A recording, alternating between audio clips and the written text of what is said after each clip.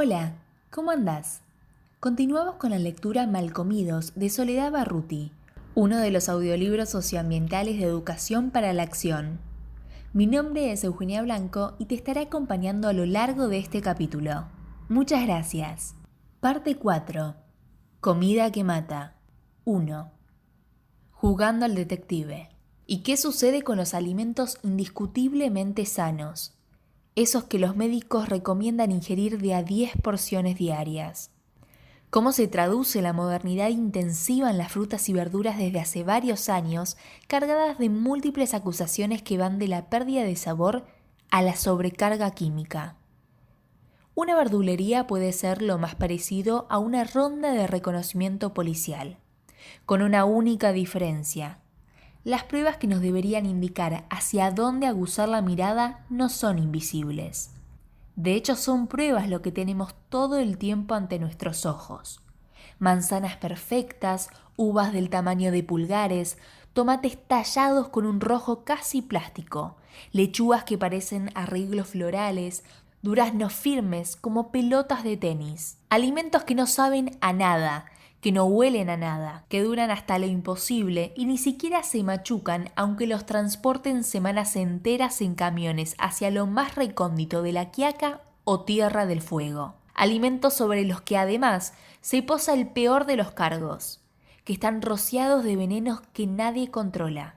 Las frutas y verduras son la prueba más contundente de lo que puede hacer un poco de información con los consumidores. Son tantas las sospechas alrededor de esos productos que en los últimos años floreció un gran negocio orientado a lo natural y orgánico que se multiplica en ferias, mercados y encuentros donde la comida es el único tema, y las frutas y verduras son reyes y reinas de un nuevo menú de moda. Pero, ¿qué encuentran los que van a los mercados orgánicos como Sabe la Tierra en San Fernando? ¿Se trata realmente de mercados orgánicos? ¿Quién certifica eso? ¿Es lo mismo que lo que encuentra aquel que llega a la mañana bien temprano al mercado cooperativo de Bonplan o al galpón en Chacarita? ¿O los que se agolpan en las salidas del subte cada vez más repletas de verdulerías improvisadas? ¿Reciben lo mismo que quienes compran en cualquier esquina de Buenos Aires en esos camioncitos que parecen salidos directamente de una huerta?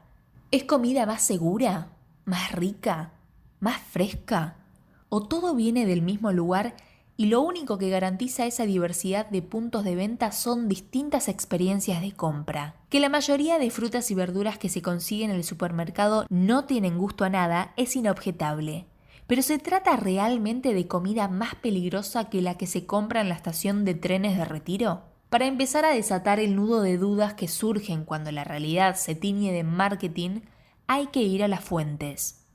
Y en este caso, las fuentes están en La Plata, uno de los cordones hortícolas más importantes del país, donde hay representantes de todos los mercados, de los súper, los chinos, los improvisados, los orgánicos, los cooperativos y los que están en pleno proceso para convertirse en otra cosa. 2.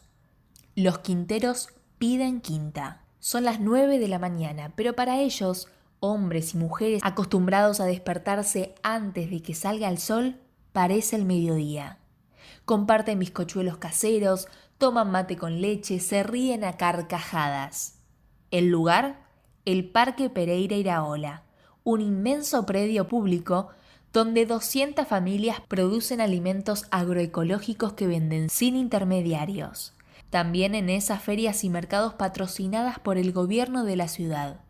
Pero no son ellos los protagonistas de esta mañana, sino los productores que llegaron de otras localidades cercanas, como Olmos y El Peligro, o bastante más lejos, como Mar del Plata, para compartir una jornada en la que les enseñan cómo producir de un modo más sano, sin todos esos venenos que hace rato sienten los está matando. Eso dice Daisy, 35 años, pelos y ojos de un negro intenso, aguayo boliviano como visten varios, que siempre usaron muchos venenos para producir, que aprendieron a usarlos copiando a otros y que hasta ahora nadie les había enseñado que se podía producir sin ellos, pero que se daban cuenta de que algo tenía que cambiar. Sentíamos que nos estaban matando, y no solo a nosotros, También, por lo que empezamos a saber, les estaban haciendo daño a las personas que compraban las verduras que nosotros vendíamos. Daisy ahora se dedica solo a la producción junto a su marido, pero hasta hace un tiempo supo ser quintera al mismo tiempo que verdulera. Por eso conoce de memoria cómo se producen esos alimentos. Un cultivo excesivo en un espacio pequeño que supone un uso descontrolado de químicos y donde lo único que se busca es complacer el criterio estético del consumidor. Los clientes siempre eligen la mercadería que está bien nuevita. La lechuga, por ejemplo, si tiene las hojas un poquito más manchadas, algo que sucedería si la planta creciera al sol, no la llevan. Necesitan ver las hojas verdes y mojadas, sin nada marchito. Y para que eso pase, no hay otra forma que crecerla en invernáculo y ponerle el remedio hasta el último momento. Daisy habla con arrepentimiento, como si estuviera confesando un delito que ni siquiera sabía que estaba cometiendo. Cuando tenía el negocio no sabía que eso no estaba bien, porque la planta se ponía linda cuando la curaba.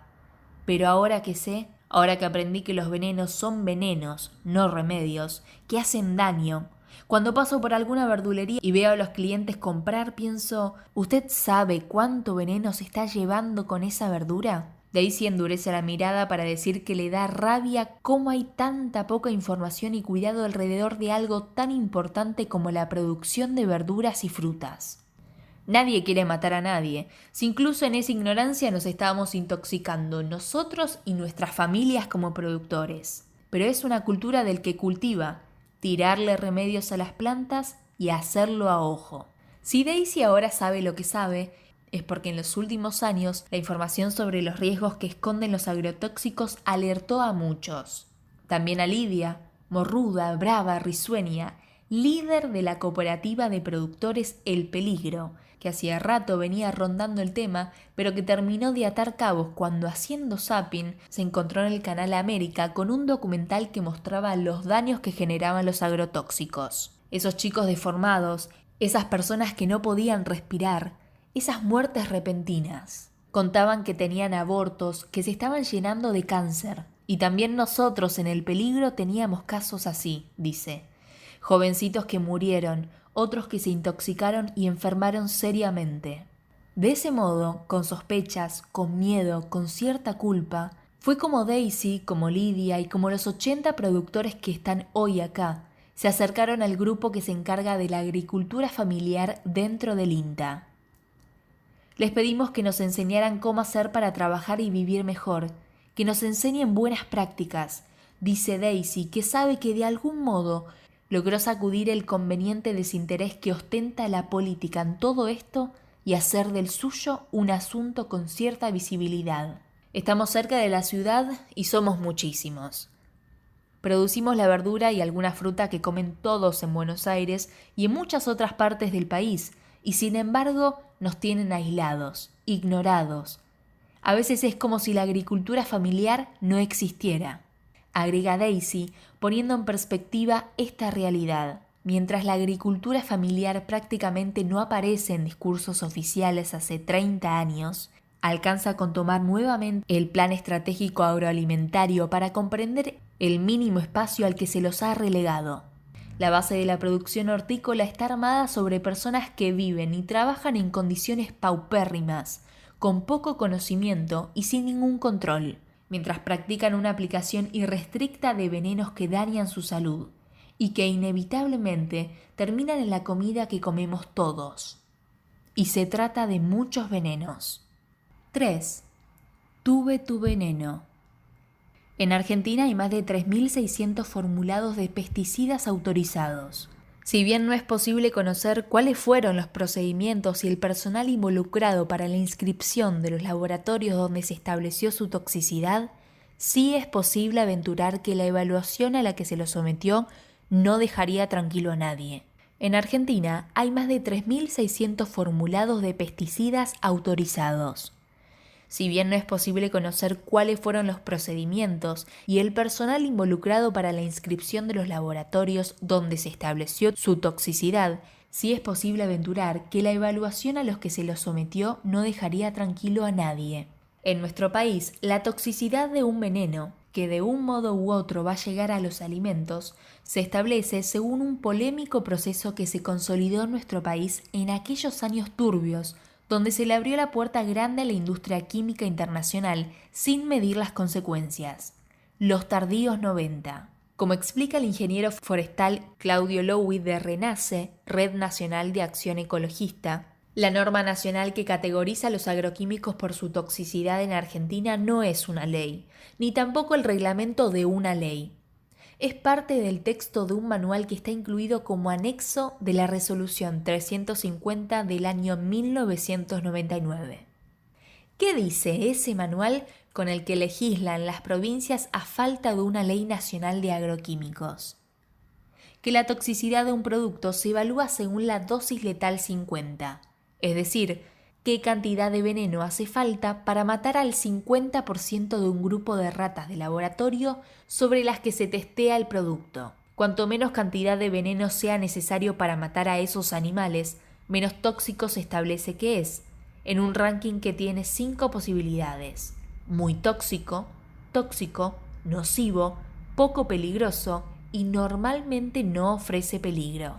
Amén de que la mitad es un margen grande y difuso, que palabras como poco peligroso o normalmente deberían ser al menos explicadas, y que cada vez tiene más vigencia la discusión que dice que no se puede hacer una analogía precisa entre lo que ocurre con las ratas y con las personas.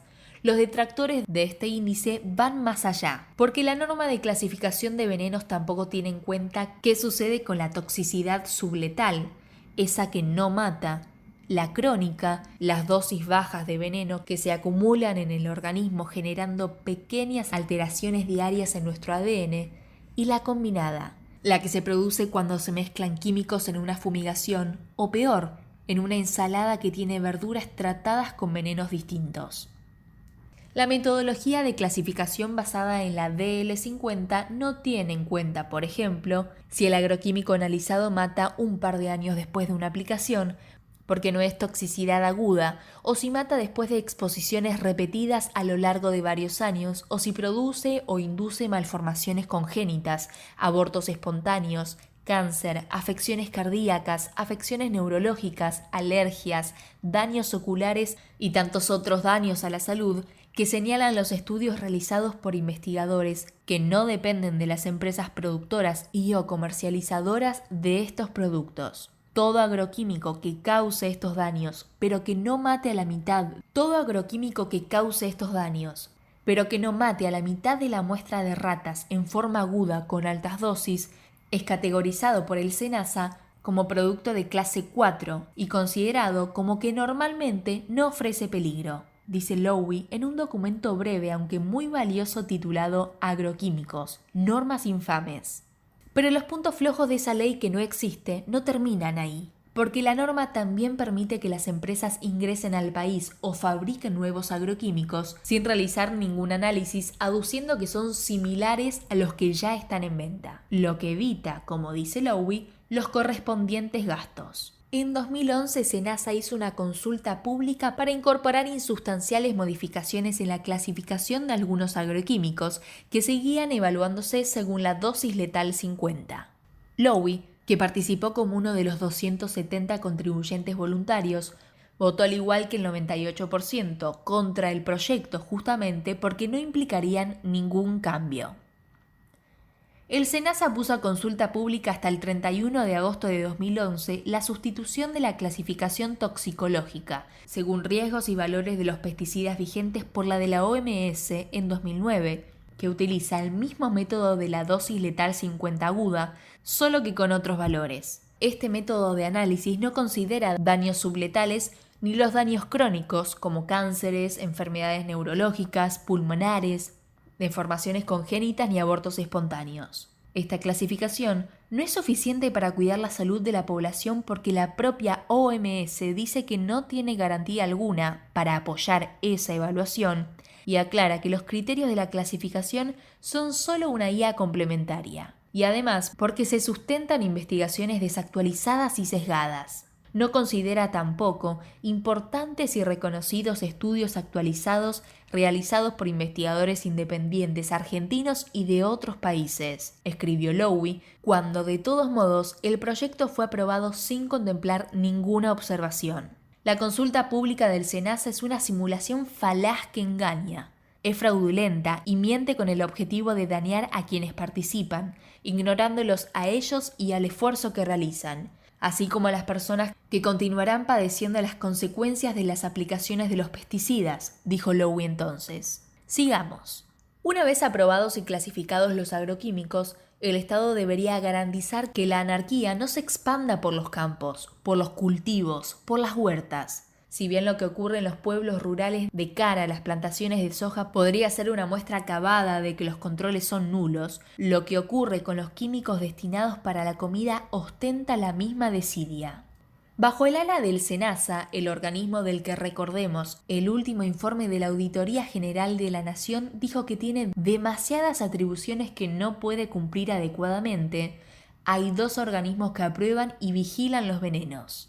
El Sistema Federal de Fiscalización de Agroquímicos y Biológicos, CIFAB, y el Sistema de Control de Productos Frutihortícolas Frescos, SICOFOR. El primero estaría en la base de la pirámide, controlando todo lo relacionado con ese registro defectuoso de productos y productores.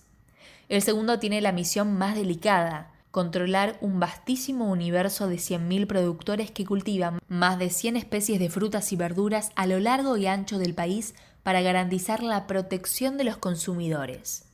Se supone que un batallón de inspectores deberían visitar huertas, hablar con productores, tomar muestras de cultivos en forma aleatoria y constante y hacer un seguimiento del monitoreo que también se supone que deberían hacer los mercados mayoristas. Pero alcanza con asomarse un poco a la realidad y hablar con Lidia, con Daisy o con cualquiera de los productores que conocí aquella mañana en el Parque Pereira Iraola para darse cuenta qué de eso sucede realmente. ¿Alguien los visitó alguna vez? ¿Alguien les preguntó qué estaban haciendo y cómo? ¿Alguna vez pasó por la huerta un inspector a tomar una prueba? Las respuestas son todas negativas. En Argentina los controles son de a poco y nada. Y ese poco no proviene de la órbita del Estado, sino que queda en manos de ONG locales o de fiscales que actúan de oficio. 4. Allanamiento en el mercado. Federico Copta, grandes ojos celestes, calidad de docente y chispeante gracia cordobesa, es biólogo y coordinador del Foro Ambiental de Córdoba, una de esas ONG conformadas por médicos, abogados, ambientalistas y comunicadores que aparecieron para llenar el espacio que el Estado deja vacío. Una persona preocupada que unos años atrás se formuló la siguiente pregunta: ¿qué se arroja en los cultivos frutihortícolas llega a nuestras mesas? Porque no importa si se trata del cordón productivo que rodea La Plata o del cordobés que nutre los mercados de su barrio. Quien se inmiscuya dentro de ese mundillo encontrará que los productores no saben a ciencia cierta qué están utilizando, para qué alimento está aprobado cada veneno, cuándo deberían dejar de hacerlo para respetar el periodo de carencia necesario en el que el químico pierde algo de su toxicidad, y por qué es peligroso si no lo hacen. La producción hortícola en Argentina es amplia. Tiene productores inmigrantes como Daisy, una tendencia que está en franco retroceso en los últimos años, o argentinos como Lidia, que viven y producen en condiciones precarias, en menos de 1 hectárea, a pedido de un acopiador y que están solos o unidos en cooperativas. Sus cultivos no son huertas bajo el sol, sino espacios cerrados que facilitan el monocultivo y las hortalizas fuera de estación. Invernaderos con techos y paredes de plástico, ambientes poco aireados, cargados de humedad y vagos tóxicos. Por otro lado, hay también empresarios que tienen ese mismo sistema de cultivo en extensiones de tierra más grandes y usan incluso más químicos para mantener las plagas a raya. En ese caso, quienes se exponen al trabajo, sino que contratan jornaleros precarizados, muchos de ellos niños o mujeres que mantienen en negro. Finalmente están los productores más grandes, exportadores o proveedores de cadenas de supermercado que se atienen a prácticas un poco más estudiadas. Pero más allá de esas diferencias, la falta de control que se ejerce desde los organismos estatales y la mezcla inevitable de productos que llega a los hogares cuando un verdulero compra de un cajón que se completó con distintos proveedores, lo cierto es que los venenos, tarde o temprano, están en todos lados. Eso era lo que sospechábamos nosotros, que las frutas y verduras que comprábamos tenían residuos importantes de agroquímicos, dice Copta. Porque teníamos relatos de cómo los productores aplicaban veneno sobre las frutas y verduras hasta el día antes de venderlos sin respetar periodos de carencia, que mezclaban los químicos guiados nada más que por los precios de los venenos. O sea, de que los productores no tenían mayor información sobre lo que estaban haciendo. Por eso hay que demostrarlo y eso procuramos hacer. Durante 3 años el equipo del foro se dedicó a elaborar un informe en el que recompilar los venenos permitidos y los prohibidos. Expusieron las inmensas ganancias que genera el uso extensivo de agroquímicos en los alimentos, los peligros a la salud que suponen, y se preguntaron, ante una tácita falta de evidencia, por los hipotéticos controles que deberían hacerse. Finalmente, como conclusión del trabajo, propusimos que, con los datos que les habían acercado, la municipalidad hiciera un control, una prueba, sobre las frutas y verduras que se vendían en el mercado, poniendo el eje en 44 plaguicidas cuya toxicidad lo vuelve de mayor riesgo. A ver qué encontraban, dice Copta. Se trataba de un desafío concreto y a la vez sencillo. Un par de muestras, un laboratorio imparcial, un presupuesto de alrededor de 8.000 pesos y ver qué estaba sucediendo en torno a eso que es invisible a los ojos, pero que degenera el organismo progresivamente. Era 2009 y el informe ya completo no solo llegó a las autoridades competentes, sino que salió publicado en una nota del diario La Voz del Interior, de la que obtuvo un repique veloz y contundente. El fiscal Carlos Mateu, el mismo que había actuado en el juicio de las madres de Ituzaingó y estaba bien al tanto de lo que implicaba el uso de químicos, se encontró con la noticia del informe y decidió ir a ver qué pasaba, cuenta Federico. Así fue como una mañana el fiscal organizó un allanamiento en el mercado cordobés, en el que se tomaron 30.000 muestras sobre verduras y frutas que se comercializaban todos los días. Encargados de la Facultad de Ingeniería Química de la Universidad Nacional del Litoral, se hicieron de acelgas, espinacas, lechugas, manzanas, duraznos, papas y tomates, y las llevaron al laboratorio. Ahí seleccionaron 16 muestras al azar, en las que buscaron clorpirifos y endosulfán, 2 insecticidas con efectos comprobadamente devastadores sobre la salud. Unos días después los resultados obtenidos fueron terminantes. 9 pruebas dieron mal, más del 50%. El dato más alarmante era que había residuos importantes de clorpirifos en espinaca, acelga y lechuga. Con esa información, el fiscal Mateu elevó una denuncia penal con 3 productores por envenenamiento, caratulado como envenenamiento doloso de sustancias alimenticias, contra la cúpula del SENASA en Córdoba por no hacer los controles pertinentes, incumplimiento de los deberes del funcionario público, y contra el director de ferias y mercados de la provincia por la distribución de mercadería peligrosa para la salud. Finalmente fue denunciado el intendente por abuso de autoridad y distribución de mercadería peligrosa para la salud, recuerda Copta. Y entonces, durante unas semanas, hubo un cierto revuelo, similar al que había habido unos años atrás cuando científicos de la Facultad de Ingeniería de la Universidad Nacional de Jujuy hallaron residuos de un fungicida llamado Cinev en la mayoría de las 37 muestras de hortalizas y tomates que habían tomado al azar en su provincia. El Cinev no solo puede provocar irritación del sistema respiratorio, urticarias, náuseas y convulsiones en una intoxicación aguda. El problema principal ocurre cuando se cocinan las verduras tratadas con ese producto.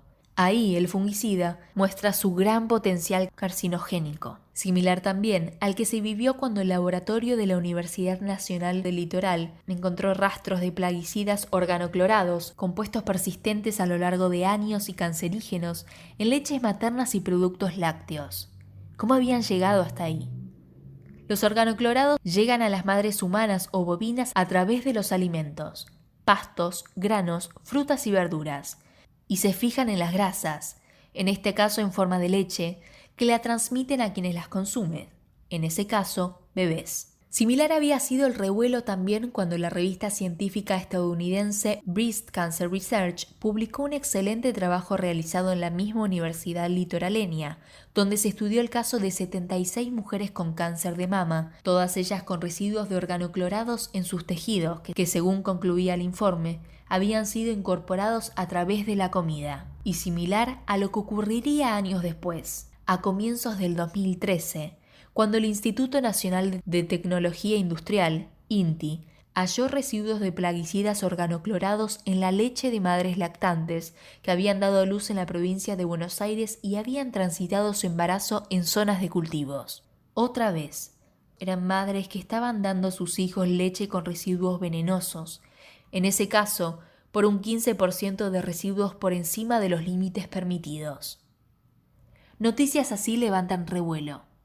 Una mención en un diario, un comentario en una radio local, la atención de la red de especialistas y víctimas. En el caso del informe del Foro Cordobés, el revuelo tuvo un poco más de alcance porque a la información científica se le agregó la novedosa y valiente denuncia de un fiscal que decidió actuar. Pero al fin del día, no dejó de ser un revuelo breve. Un año después, al igual que sucede en todos los casos, no había pasado nada. El mercado de Córdoba seguía recibiendo sus frutas y verduras de quinteros que en su defensa esgrimían que en una economía de subsistencia como la suya no contaba con los medios para capacitarse y así seguían sobreviviendo sin entender qué hacían mal o cómo podían hacer las cosas mejor. Nos imaginamos que ante ese escenario, un año después, pocas cosas debían haber cambiado. Entonces le propusimos a La Voz del Interior hacer una nueva nota preguntándonos qué había pasado, dice Federico. Y así, como en un bizarro déjà vu, al otro día el fiscal Mateu volvía a leer en el diario un artículo que lo llevaría de nuevo al mercado, a las muestras, al laboratorio y a los temidos resultados que corroboraban que la población estaba siendo lenta y progresivamente envenenada cuando creía que estaba comiendo algo tan inofensivo como una lechuga, que esta vez resultó embebida en endosulfán, con residuos el doble de lo permitido, o una selga que no debía tener ni un rastro de ese veneno porque el endosulfán está prohibido en esa producción y sin embargo tenía residuos. El fiscal Mateu hizo una nueva denuncia contra las mismas autoridades y los nuevos productores y llegó a una instancia en la que se fue apartado de la causa. El 13 de mayo, el periodista Cristian Maldonado entrevistó al fiscal para la revista 23 y le preguntó por qué creía que no lo habían dejado continuar el proceso, presentar pruebas. La verdad es que no sé exactamente, respondió el fiscal, pero tengo la idea de cómo he puesto cierto énfasis en investigar este tipo de delitos que, recalco, ponen en juego nada más y nada menos que la salud pública de los ciudadanos, y como he actuado siempre de oficio, es decir, sin denuncia penal, sino por el deber que me impone la Constitución y la ley. Como he puesto tanto énfasis, digo, quizás alguien, no sé quién, esté interesado en que estos hechos no se sigan investigando. El SENASA, que es el encargado de controlar la aplicación de agroquímicos, que autoriza la venta de los mismos, está integrado por representantes de las confederaciones rurales argentinas, de la Federación Agraria Argentina y de la Sociedad Rural Argentina. Por ejemplo, entidades que tienen un interés comercial en todo este asunto. Le especifica el periodista unas preguntas más adelante. Sí, por supuesto, responde Mateu. Yo advierto como ciudadano que si el ente que tiene facultad de controlar los agroquímicos está integrado por entidades con intereses, esto conspiraría contra una real independencia en cuanto a las decisiones que deberían tomarse en resguardo de la salud de la población. El SENASA en su directorio tiene entidades privadas interesadas en la materia y sí, creo que habría que rever esto. Y creo que habría que rever también el método que se utiliza para clasificar un producto toxicológico. El SENASA lo categoriza como primero B, segundo, tercero, cuarto, teniendo en cuenta nada más el estudio que se hace con respecto a la intoxicación aguda. Pero debería replantearse eso y tomar como parámetro cuál es el efecto que produce la intoxicación crónica. El aporte del fiscal Mateu fue y es fundamental, dice Federico Copta. Pero volvamos que el asunto no termina ahí, porque hubo una tercera investigación sobre los alimentos de ese mercado. Entre febrero y septiembre de 2010, La municipalidad, poniendo su lista de deberes al día, analizó 107 muestras de lechugas, espinacas, acelgas, apios, manzanas y uvas. En cada una buscó detectar la presencia de 21 plaguicidas organoclorados como el endosulfán, 20 fosforados como cloripirifos y 7 piretroides. ¿El resultado? 22 dieron positivo. Se trataba de residuos por arriba de lo permitido y también de plaguicidas que no estaban permitidos para los alimentos en los que se encontraron, lo que significa que estaban permitiendo el frágil equilibrio establecido internacionalmente de máximas para preservar a la sociedad de un envenenamiento. Si bien el porcentaje del total de las muestras contaminadas era menor al que habían encontrado en el análisis anterior, hubo un caso particular en donde la cantidad encontrada era directamente venenosa. Se trataba de muestras de acelga con metamidofos en 10 miligramos. Más de 10 veces más de lo permitido, dice Copta. ¿Cuán peligroso es el metamidofos? Altamente, dice. Como el endosulfán, el metamidofos está prohibido en la mayoría de los países y es tan tóxico que ni siquiera en estudios científicos puede ser utilizado en grandes cantidades. Genera daños en los sistemas endocrino, nervioso, reproductivo e inmunológico. ¿Y qué hacía ahí en esa selga? ¿Cuántas personas comieron esa verdura? Porque hay que tener en cuenta que todos estos estudios no son inmediatos. Las verduras que no estaban siendo analizadas siguieron su recorrido y las personas que ese día compraron de esa partida de acelga con gran cantidad de veneno lo comieron sin saberlo o se la dieron a sus hijos de comer. Eso es imposible de rastrear. Una vez obtenidas esas pruebas, ya era tarde. Con semejante información dando vueltas, en los días posteriores, Córdoba fue presa del pánico. Las ventas de frutas y verduras cayeron en un 40%.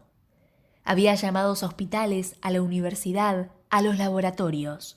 Madres, abuelas, encargados de comedores. Todos preguntaban qué podían hacer, si lavar la verdura, cocinarla, pelarla. Pero nadie podía ofrecer una respuesta definitiva. El lavado pocas veces limpia el alimento de los plaguicidas.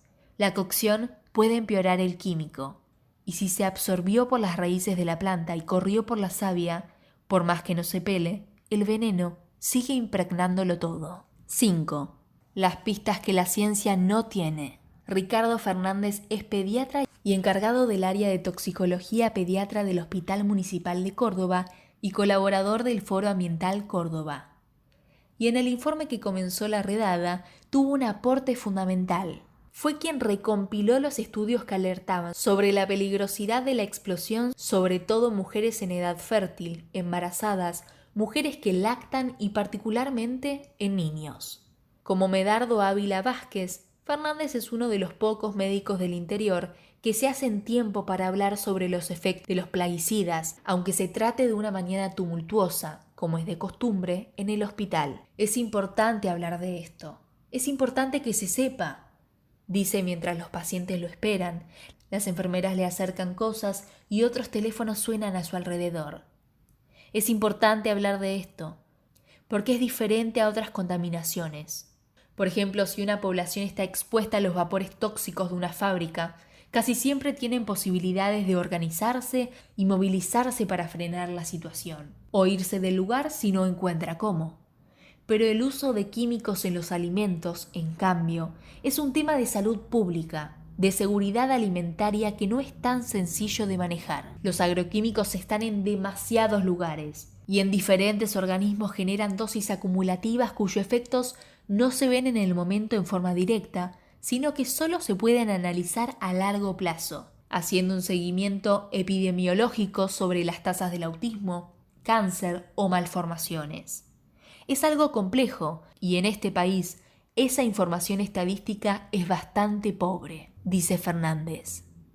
Pero las estadísticas que provienen de otros países con mejores niveles de registro muestran una clara evidencia a favor de lo que estamos planteando, la gravedad de la intoxicación crónica. El debate que plantea Fernández tiene como ejes varias problemáticas fundamentales alrededor de los químicos que nos rodean.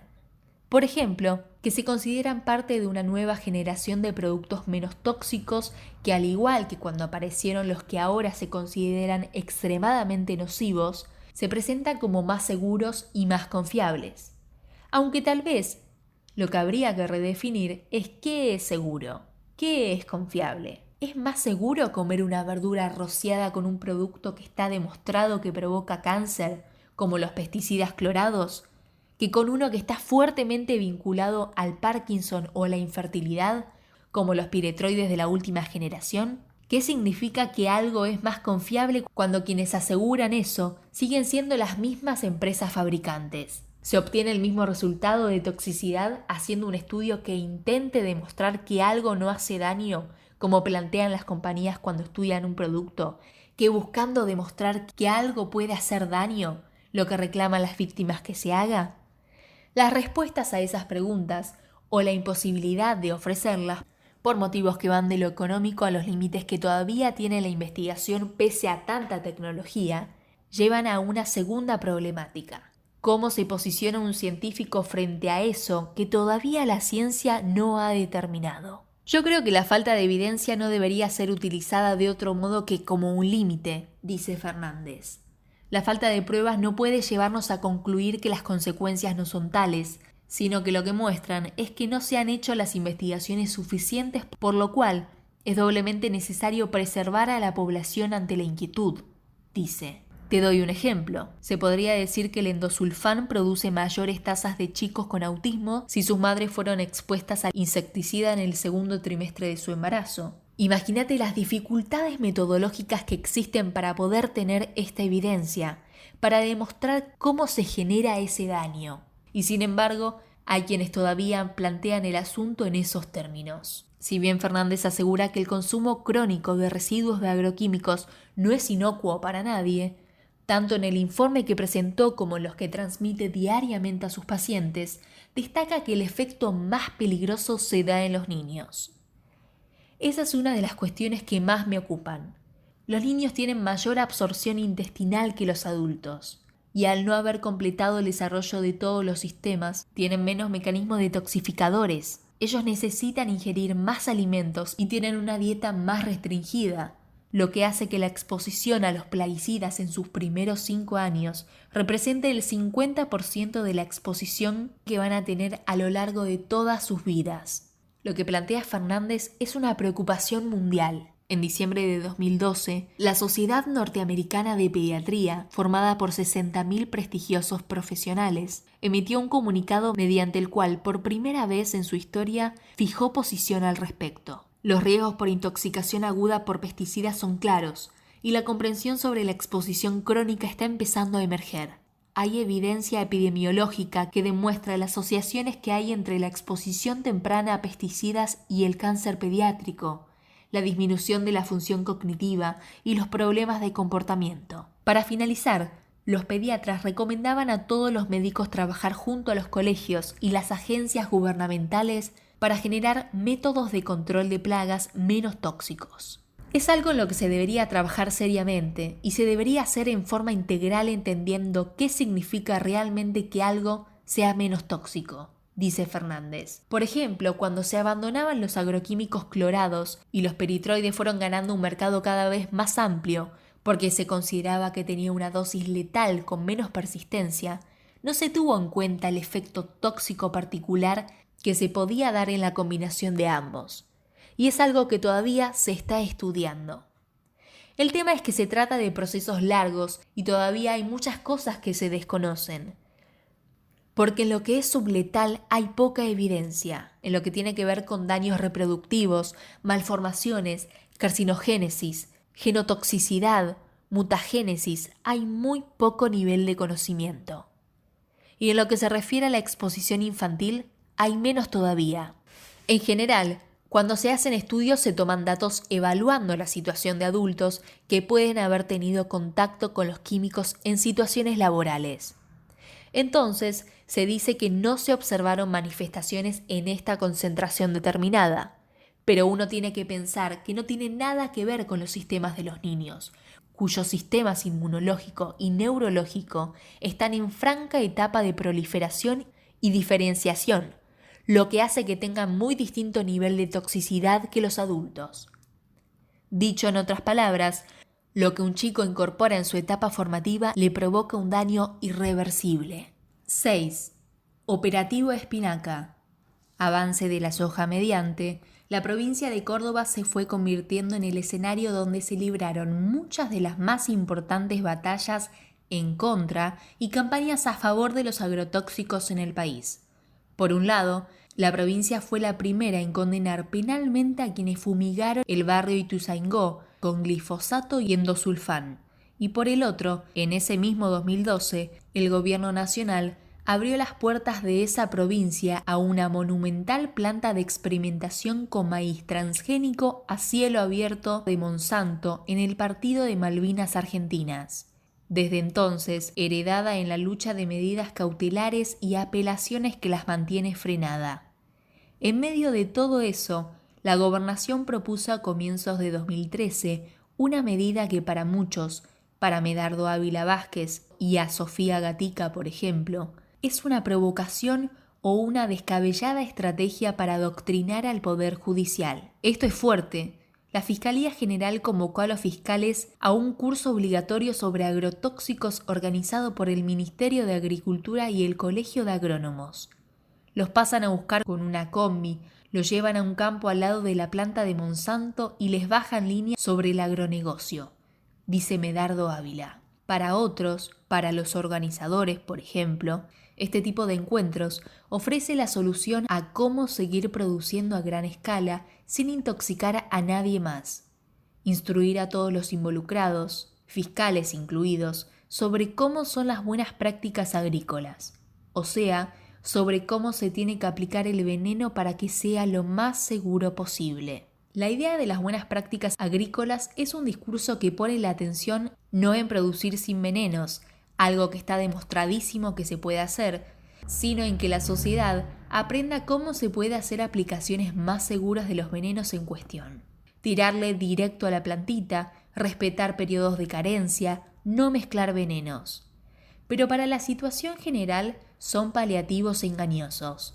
Los tóxicos son tóxicos y hay que dejar de aplicarlos, y el esfuerzo que se usa para hacer capacitaciones en el otro sentido solo malgasta recursos, dice la periodista científica Silvina Buján, coordinadora del grupo BIOS, un espacio similar al Foro Ambiental Córdoba, pero en Mar del Plata, uno de los cordones frutihortícolas más importantes del país, que si bien no estuvo en el epicentro de los debates sobre los agroquímicos, tuvo sus arremitadas para frenar el envenenamiento general por fumigación. Silvina Buján es rotunda y contundente al hablar sin perder templanza. Todo en ella remite un poco a una profesora joven, con la voz de una encantadora locutora dispuesta a explicar una y otra vez nuestra historia ambiental, la destrucción natural y social que transitamos, como la única salida posible es regenerar un espacio sano, un sistema social más justo y alimentos sin químicos para todos. Y para eso, nada mejor que investigar y generar información que deje en evidencia eso que no se quiere mostrar. Como lo hizo cuando, junto a otras compañeras del grupo, emprendió lo que llamaron Operativo Espinaca. Nos inspiró el trabajo que había hecho en Córdoba los del Foro, porque es lógico pensar que lo que ellos mostraron es una situación más de las tantas que se replican en todo el país. Hay un modo de producir que se propone y se estimula en todos los lados, y con los mismos efectos. Nadie respeta los periodos de carencia porque el Estado no tiene el control sobre los cultivos. En las aplicaciones se utilizan productos que no están aprobados o que son mal utilizados, aplicando un producto que era para un alimento determinado a otro, y todo resulta una combinación muy peligrosa, una bomba de tiempo. No debe haber algo menos sospechoso que 3 mujeres en el mercado, ni aunque una de ellas sea escribana y las otras 2 periodistas y se presentaran tal como exige la ley, como personas que necesitan tomar muestras para un estudio. Hay muchas maneras de decir una cosa sin alarmar a nadie. Decir que estábamos haciendo un estudio sobre distintos alimentos no era falso. Y lo que ellos creyeron cuando nos daban los productos corre por cuenta de ellos.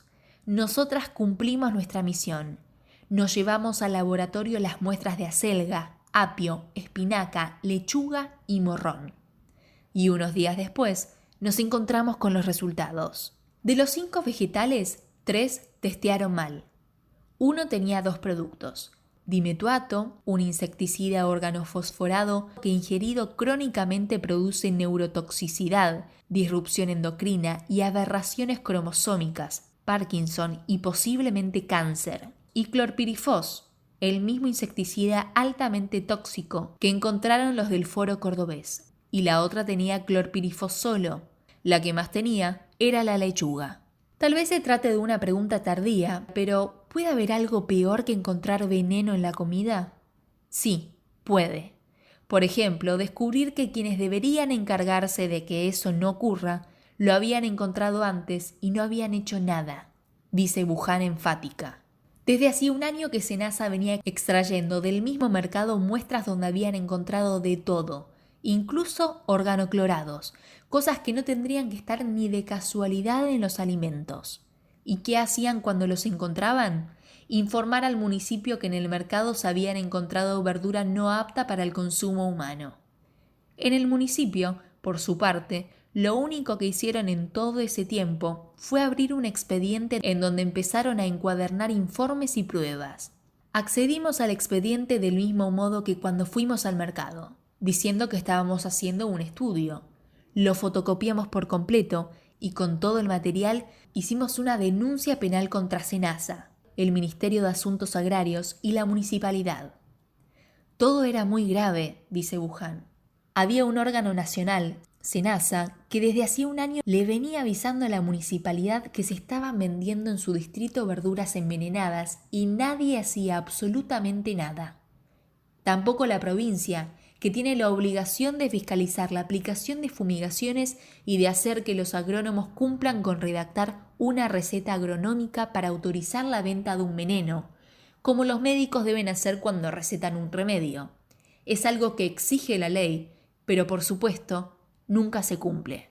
Silvina Buján también habla de una ausencia notoria del Estado que, por otro lado, ejerce un boicot directo sobre los funcionarios que quieren hacer bien su trabajo. Nuestra zona está agrupada con otros 6 distritos que están bajo la órbita de una sola persona. Hay una sola mujer, sin presupuesto, sin oficina, sin auto y sin caja chica, que supuestamente tiene que recorrer Mar del Plata, Madariaga, General Pueyrredón y controlar y hacer las actas. Me he juntado a tomar litros de café con ella, pero no sé qué pretenden, que la mujer sea prácticamente una heroína. Las veces que logra entrar a algún campo la sacan con la escopeta. No la dejan fiscalizar. No la dejan ver qué productos están usando. Por eso nosotros denunciamos al Ministerio de Asuntos Agrarios en la figura del ministro que teóricamente es responsable también que ella no pueda trabajar. Otra vez, el rebote mediático que tuvo el trabajo de BIOS fue inmediato. Y el sacudón dentro de algunas oficinas también. Al mes nos llamaron muy amorosamente a una reunión en el edificio que SENASA tiene junto al puerto de Mar del Plata. Fue una reunión a la que no faltó nadie. Estaba el secretario de Salud local, el director provincial del Control Sanitario, el presidente de SENASA, el secretario de la producción local. ¿Y qué les dijeron? Que había una vaca pasándoles por adelante y que no la veían y que nosotros, una pequeña ONG donde todos trabajamos de otra cosa y hacemos esto casi como un servicio de defensa al consumidor ad honorem, metiéndoles el dedo en el ojo. Los habíamos hecho reaccionar. 7. La huerta tóxica. En 2012, antes del informe lapidario sobre el control de agrotóxicos que hizo sobre SENASA, la Auditoría General de la Nación presentó un informe analizando las acciones que debían haber implementado ese mismo organismo para controlar los agroquímicos en alimentos. Como era de suponer, encontraron graves fallas. Por ejemplo, que hay una escasa articulación entre los organismos provinciales y municipales, que no hay un registro del universo de comercios expendedores y depósitos de almacenamiento de agroquímicos, que cuando se toman muestras hay retraso en las respuestas de los análisis y que los inspectores salen a hacer análisis con software obsoletos. Entre 2009 y 2010 se tomaron 409 muestras, de las cuales el 55% de las frutas y el 34,8% de las hortalizas se determinó la presencia de residuos de plaguicidas. Aunque el informe aclara que, salvo en 13 muestras, el 96,7% de los residuos estaban dentro de los límites de concentraciones permitidos. En el 87% de los casos se trataba de productos que no estaban autorizados para el cultivo en el que fueron encontrados. El informe también alerta que de los 14 centros regionales que deberían monitorear, solo visitaron la mitad de los centros y que recibieron información incompleta, aunque el SENASA no solicitó ratificaciones, ni elaboró un informe consolidado con toda la información recibida. De los casos irregulares, solo se abrieron 4 expedientes, con un solo caso multado por infracciones. En general, no se abren expedientes cuando se efectúan acciones de vigilancia por detección de residuos de plaguicidas, y la capacidad operativa para realizarlos en tiempo y forma es baja, al carecer de recursos humanos suficientes. El ingeniero agrónomo Javier Sousa Casadinho participó de ese informe. De hecho, es una de las personas que más saben sobre plaguicidas en nuestro país. Como profesor, como asesor de diferentes gobiernos y comisiones internacionales, como autor de libros, como investigador y como coordinador de la Red de Acción en Plaguicidas y sus alternativas para América Latina, RAPAL, lleva 25 años trabajando en el tema y ha recorrido todos los rincones del país y muchos del mundo difundiendo las atrocidades que generan un sistema productivo sostenido por el uso indiscriminado de venenos. Este mediodía de calor en la ciudad, sentados en unas sillas un poco desvencijadas, que contrasta con el halo modernista que revista los edificios del resto de la Facultad de Agronomía, mientras el techo cruje, trayendo el eco de los pasos de quienes caminan encima nuestro, Javier dice que sí, que ese informe de la Defensoría develó cosas importantes. Pero sobre cómo llegan los productos al consumidor, hay mucho más para decir.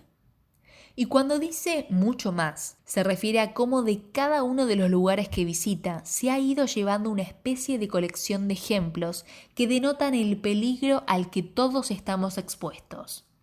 Por ejemplo, en 2011 hicimos un trabajo con productores de Mateu, donde comprobamos que bajo invernáculo se aplican entre 10 y 12 productos diferentes, y hay plantas a las que se le aplican hasta 20 veces. Se trata de plaguicidas de distinta toxicidad: bromuro de metilo, insecticidas, herbicidas, fungicidas, muchos fungicidas sobre todo en tomate, berenjena, pimiento, productos mezclados.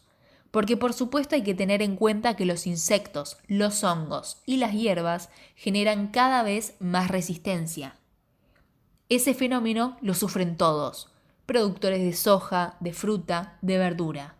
Todos se enfrentan tarde o temprano a la necesidad de arrojar más y más químicos para obtener los mismos resultados. Nuevamente, como si se tratara de un gran experimento colectivo. El sistema productivo somete a diferentes especies, en este caso de hongos, de plantas, de insectos, a dosis crónicas de productos que la combaten, provocando una evolución acelerada hacia la resistencia. Hemos ido a una producción en La Matanza donde un productor nos mostró dónde tenía los agroquímicos y parecía un arsenal. Había más de 50, porque los productores aplican con una idea anticonceptiva. Aplico todo lo que puedo y me quedo tranquilo, dicen. Y así incluso aplican productos para adversidades que no tienen, sobre productos que no son necesarios. Un experimento que empieza en la naturaleza y termina sobre la mesa. No se puede saber exactamente qué de todo ese veneno aplicado llega a no ser que se hagan análisis. Lo que queda claro en las recorridas es que los productores en su gran mayoría conocen los periodos de carencia. Hay que esperar un tiempo, dicen algunos. Pero lo que hay que esperar varía entre 5 días y meses según de qué producto se trate. ¿Cómo desarmás esa forma de trabajo que lleva hace tanto tiempo? ¿Cómo le explicás lo grave que no es respetar ese tiempo? Eso no solo lleva mucho trabajo, sino una política pública muy vasta. Muy vasta.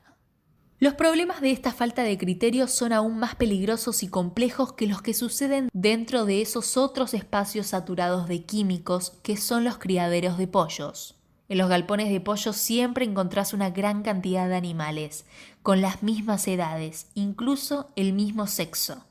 En la producción de hortalizas, en cambio, también puede haber monocultivos, pero se mezclan las etapas de crecimiento. Hay brotes nuevos y plantas para cosechar. Si no se trata de monocultivos, las diferentes variedades generan necesariamente que se utilicen químicos distintos. Como sea, en ambos casos, cuando arrojas un producto para una planta recién sembrada o para una de varias semanas, ¿cómo puedes hacer para que no se te mezclen? Así es como a veces aplican sin saber productos químicos para un cultivo que están autorizados para otros cultivos. Por otro lado, Argentina no está al día con todas las aprobaciones. Por ejemplo, en el caso de la rúcula, un vegetal que se puso de moda en los últimos años, no hay un producto reglamentado para fumigarla, por lo cual un productor no sabe con qué agroquímicos y en qué cantidades tiene que trabajar. ¿Qué están haciendo? Le tiran lo que le tiraban a la selga. ¿Y qué sucede con las frutas? Los frutales son monocultivos donde el uso de plaguicidas también está muy exacerbado, pero con una salvedad: mucha fruta se exporta. Entonces el productor se cuida más. Si vos pasás al lado de los cajones de cítricos cuando están recién cultivados, tienen carteles que dicen: peligro, no ingerir la cáscara de la fruta.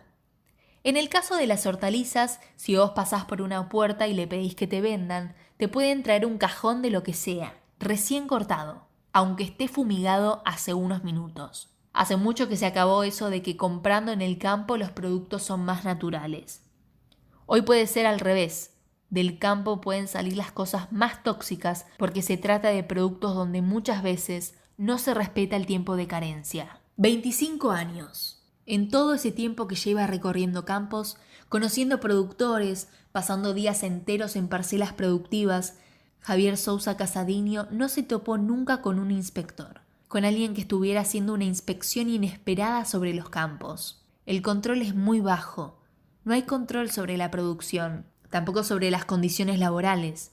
Solo hay laboratorios del SENASA en el mercado central, el mercado de Mar del Plata y el de La Plata. En los demás no existe. Sobre los análisis, puntualmente, ellos dicen producir un muestreo intencional haciendo hincapié en determinadas zonas sospechadas. Habría que ver. Mientras tanto, está demostrado que estamos expuestos a 1000 cosas y que cada uno, de acuerdo a su genoma, tiene más o menos vulnerabilidad para enfermarse. Hemos llegado a un punto en que enfermarse parece algo normal. Hay personas que viven con alergia como algo normal, o con dolor de cabeza, o con erupciones en la piel. Y ese umbral de tolerancia que tenemos con nuestra salud se puede ampliar mucho. Hay personas que dicen que tuvieron abortos espontáneos como algo normal, o que no pueden tener hijos y toman la infertilidad como algo que simplemente sucede. Pero no es así. Y uno de los peores problemas que tenemos que enfrentar es la naturalización de todo esto, del sistema y de sus consecuencias. 8. Ecología subversiva. Volvamos un poco a los comienzos de la Revolución Verde, cuando las voluntades del mundo parecieron de pronto coincidir en que la solución a los problemas agrícolas de la humanidad estaba en los poderosos paquetes químicos y biotecnológicos. ¿Qué pasaba en nuestro país? ¿Se coincidía tan plenamente con ese plan que hoy seguimos al pie de la letra? Guido Prividera es sociólogo y pertenece a varios núcleos del trabajo del INTA, entre ellos la Comisión de Reparación Histórica, desde la que se están abriendo archivos internos y documentos clasificados para intentar averiguar qué fue exactamente lo que sucedió ahí dentro en los años de plomo. Algo que para Guido sería poder descubrir nada menos que quién le marcó a su madre, Marta Sierra, a los militares que el 30 de marzo de 1976, cuando él era un bebé de pocos días, entraron a su casa, la secuestraron y la desaparecieron. Mi mamá era bióloga y trabajaba en el área de ecología del INTA, dice Prividera. En el 75 interviene en la institución y se cesantean a una quinta parte de las personas que trabajaban dentro de su área, de economía social y de extensión, y en el 76 le tocó a ella. Lo que ocurrió dentro del INTA resume lo que sucedió en todo el país. Cuando quedó asolado por el totalitarismo que eliminó, entre muchas otras cosas, cualquier otra forma de pensar la producción que no fuera la que estaban imponiendo las potencias económicas. Si bien en 1973 hubo dentro del INTA un giro muy importante hacia la derecha, Antes de la dictadura había serias líneas de investigación sobre cómo debía ser el desarrollo productivo en el país, dice Prividera. La discusión entonces, y desde hacía al menos 10 años, giraba en torno al rol que había que darle al pequeño productor y el problema que implicaba acaparamiento de tierras por acaudalados empresarios del agro. En ese contexto, la ley agraria y el impuesto a la renta por improductividad eran dos anteproyectos impulsados por los más progresistas de la Secretaría de Agricultura y Ganadería, que sumado a la alta actividad estudiantil reformista y al fortalecimiento de los gremios vinculados al INTA, ponía los pelos de punta a los poderosos terratenientes y grandes corporaciones. Los debates estaban a la orden del día en todas las áreas, pero tal vez la propuesta más importante era la de incorporar en la Argentina un modelo tipo farmer, no grandes campos monocultivados, sino granjas medianas diversificadas. Eso planteaba un modelo más equitativo para todo el país y ubicaba a la región pampeana como el gran productor y exportador de alimentos. No era una revolución, ni mucho menos, pero eran líneas que iban contra los intereses de la sociedad rural argentina y en contra del modelo que finalmente se termina instalando. Porque con la desaparición de las personas, desaparecieron sus trabajos, sus investigaciones, sus ideas.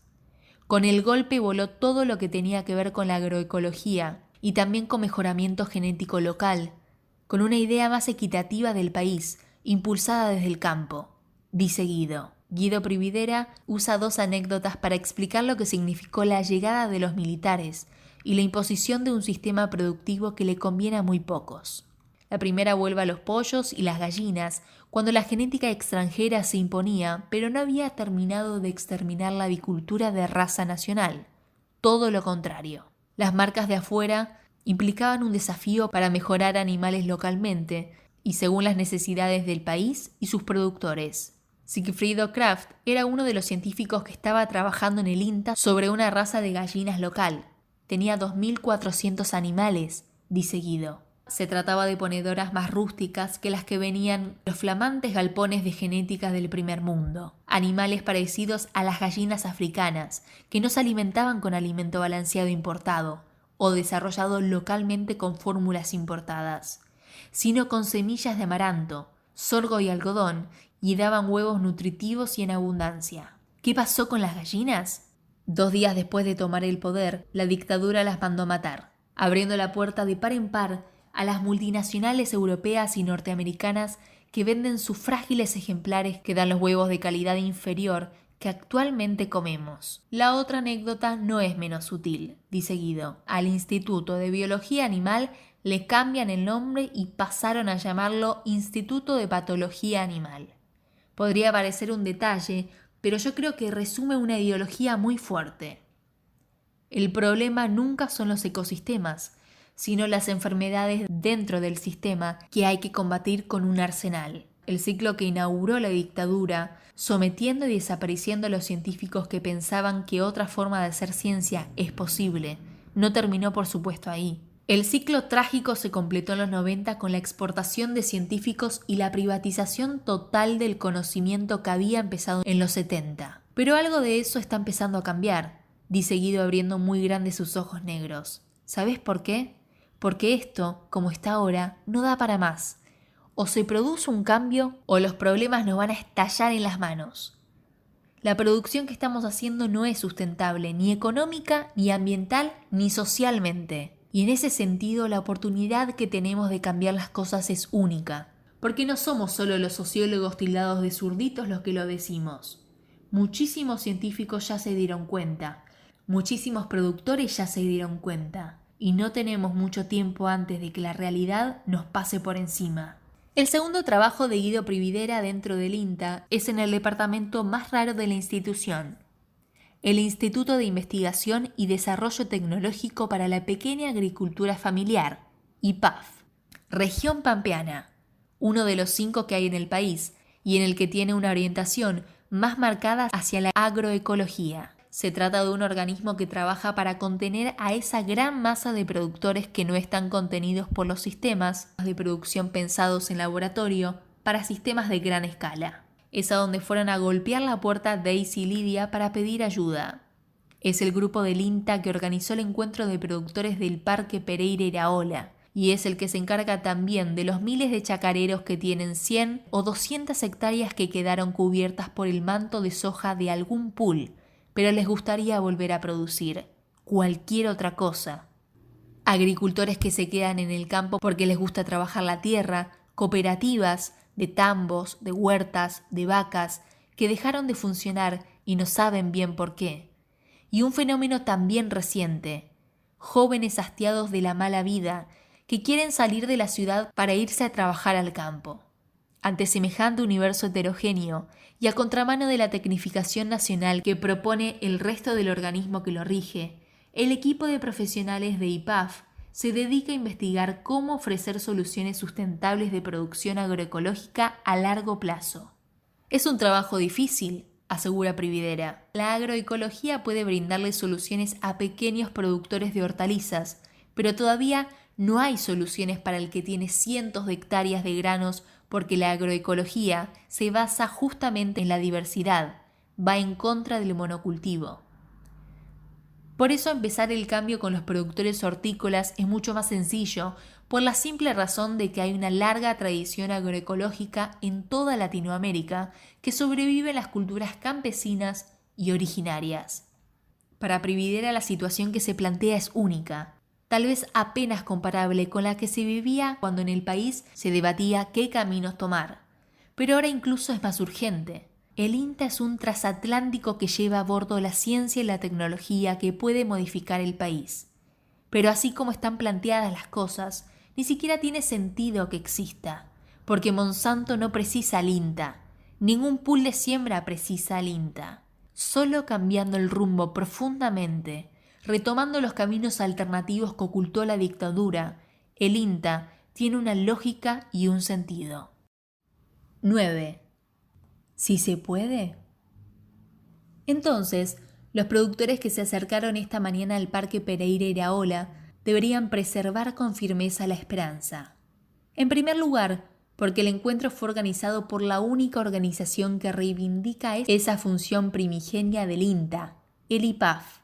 Y en segundo lugar, porque se trata de casi 100 personas que quieren transformar su producción hacia la agroecología, es decir, que quieren ir hacia una producción diversificada basada en el manejo de la naturaleza sin agroquímicos, a través del enriquecimiento de los suelos y pensado desde los intereses de sus propios intereses y no los del mercado. Para recibirlos, la casa de la familia Krajewski, una de las 200 familias que producen el parque, tiene las puertas abiertas.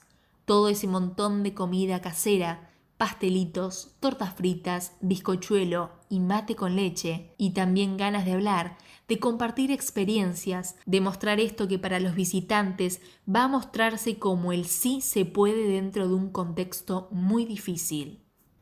Alrededor de la casa, entonces, hay hombres y mujeres de todas las edades, argentinos y bolivianos por igual, con los chicos, con bolsas, con cuadernos para anotar, con un entusiasmo contagioso y un poco desesperado como el que expone Daisy cuando habla acerca de cuánto veneno puede haber en una ensalada. Los jóvenes del IPAF, la mayor parte del equipo son mujeres, también tienen un entusiasmo que desborda. Mariana, Guillermina, Laura no paran de sonreír, porque de algún modo esto para ellas también es un triunfo. Alcanza con imaginar lo arduo que debe ser mantener las ganas de hacer un cambio desde el Estado para devolverles la sonrisa. La propuesta es recorrer en grupos las huertas del parque e ir intercambiando ideas, hallazgos, fórmulas. Porque el planteo del IPAF no solo es bastante revolucionario, sino que la metodología del trabajo que usan es infrecuente. Lejos de dictar recetas para que los productores apliquen, los investigadores ensayan prácticas de manejo sustentables en conjunto con los productores. Son ellos quienes plantean cuáles son los problemas que los aquejan y practican las soluciones que proponen entre todos, tomando recetas atemporales, inventando otras, devolviendo la idea de saber a la de conocimiento. Los IPAF se crearon cuando la agricultura familiar era un problema tan grande que ya no podía ser ignorado, dice Laura De Luca, una de las científicas que trabaja en el programa desde el inicio. Porque la producción argentina parece concentrada en los productores sojeros. Pero ¿cuántas veces por semana comes soja? Seguramente ninguna. O incluso podés trasladarlo a cualquier otro monocultivo. Tomates, por ejemplo. Nadie vive sin los tomates. Todas esas grandes producciones sobre las que se asienta la economía dependen de paquetes tecnológicos. Es un modelo que no tiene nada que ver con el que necesitan ni pueden acceder los pequeños productores. La tecnología aplicada a la agricultura que plantean las empresas es costosa. Está repleta de complejos agroquímicos, maquinaria y semillas donde una cosa funciona a partir de la otra. Pero cuando un pequeño productor necesita hacer uso de esa supuesta modernización de la agricultura, se enfrenta con un montón de impedimentos que hace que los aplique mal, que aplique lo que pueda según el mes o el año. Y eso tiene tremendas consecuencias que van desde el desgaste de los suelos a la mayor resistencia de las plagas y la intoxicación de los mismos agricultores. Es como si vos te sintieras un poco mal y supieras que hay antibióticos, entonces hoy tomás medio, mañana no tomás, pasado te sentís peor y a la semana te tomás el blister entero. Bueno, eso es lo que sucede en muchos casos con los agroquímicos que se usan en la producción de estos alimentos. Entonces nosotros trabajamos en conjunto con ellos para que disminuyan la dependencia a esos insumos. Pueden producir alimentos sanos y comercializarlos de un modo más justo. Y si ese proceso es exitoso, permea a toda la sociedad. Porque vos comés diversidad, y esa diversidad te la dan estas personas que ves a tu alrededor, agricultores que muchas veces están ignorados. Míranos, tenemos 30 y parecemos de 60, dice, mientras caminamos hacia la huerta una de las productoras. Diminuta, el pelo lacio y negrísimo sujetado hacia atrás, los ojos rasgados, la ropa colorida. Estamos hartos como las plantas deben estar hartas. Por eso digo, ojalá todo esto funcione del todo alguna vez. ¿Funciona? ¿Cómo no va a funcionar?, dice otro productor malplatense que viajó toda la noche para llegar hasta acá. Espigado y algo encorvado. Debe tener unos 65 años, tal vez un poco menos. Mírame, yo fui operado del pulmón. Gastaba 1.000 pesos por semana en venenos. Y ahora para combatir las plagas hago caldos con los que me enseñan los del INTA. Uso cola de caballo, tabaco, azufre, palo amargo. Puedo comer lo que el cultivo que antes me daba miedo. Y me hace mejor. Tiene razón, míralo, dice otro. Que un productor cuente que rejuveneció porque cambió su sistema de producción es una noticia que tendría que salir en todos lados.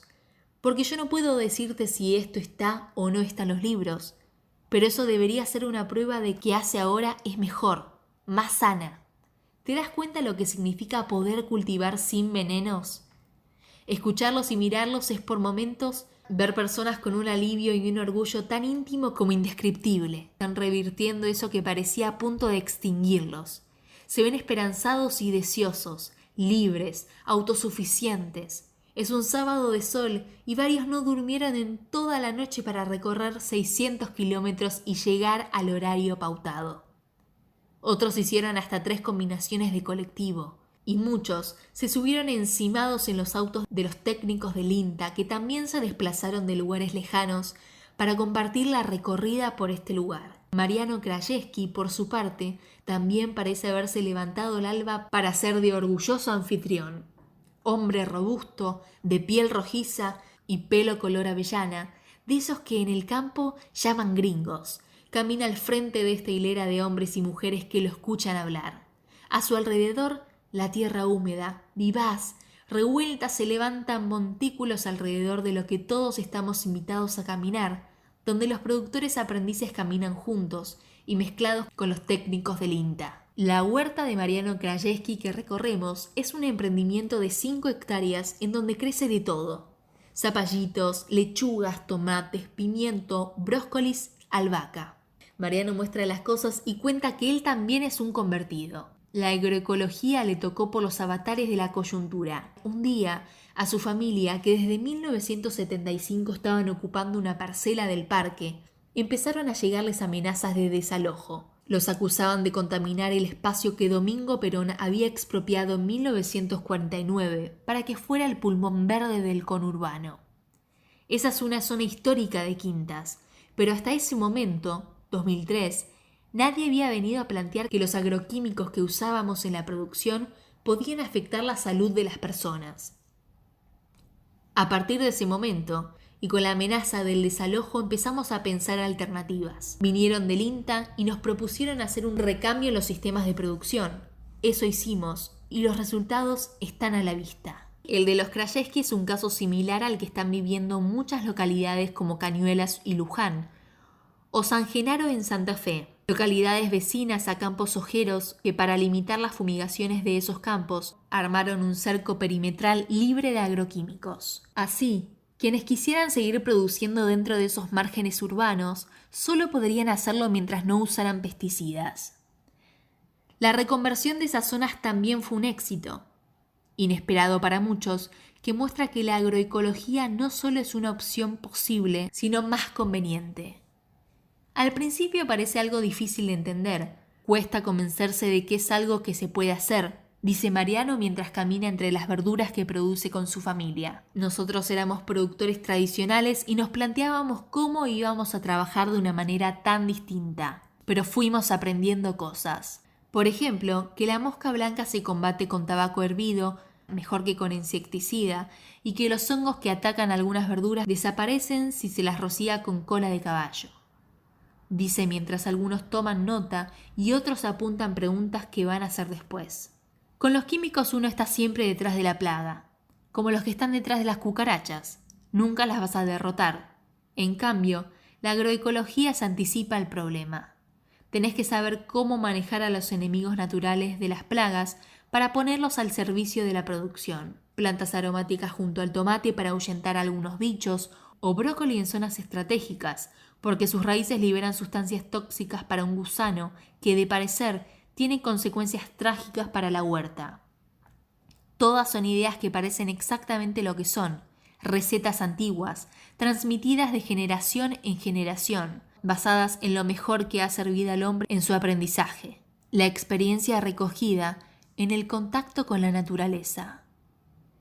Es un sistema que demanda más presencia, más trabajo físico, pero que con este despertar que están teniendo las personas puede ser también más valorado comercialmente, dice Laura de Luca, algo como lo que en el Parque Pereira Iraola lograron armar, un sistema de comercialización sin intermediarios que garantiza mejores precios para los productores y una llegada directa a sus clientes.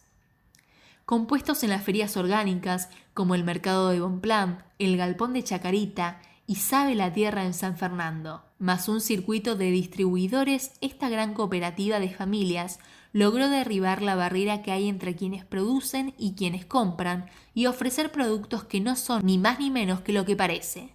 Frutas y verduras sanas, frescas, naturales, y de ese modo, tomando el mando de la venta, pudieron independizarse del circuito de acopiadores que digita los precios de los alimentos y se quedan con un porcentaje mucho mayor al dinero de los que producen. Es una realidad muy dura con la que trabajábamos antes de juntarnos, cuenta otra productora que desde que empezó a reconvertirse y asociarse en otros productores, unos meses atrás pudo decirle al acopiador que ella y su marido ya no se regían por eso que él les pedía, cantidad, y que ahora iban a trabajar con calidad, cosas que pudieran vender mejor y a otras personas.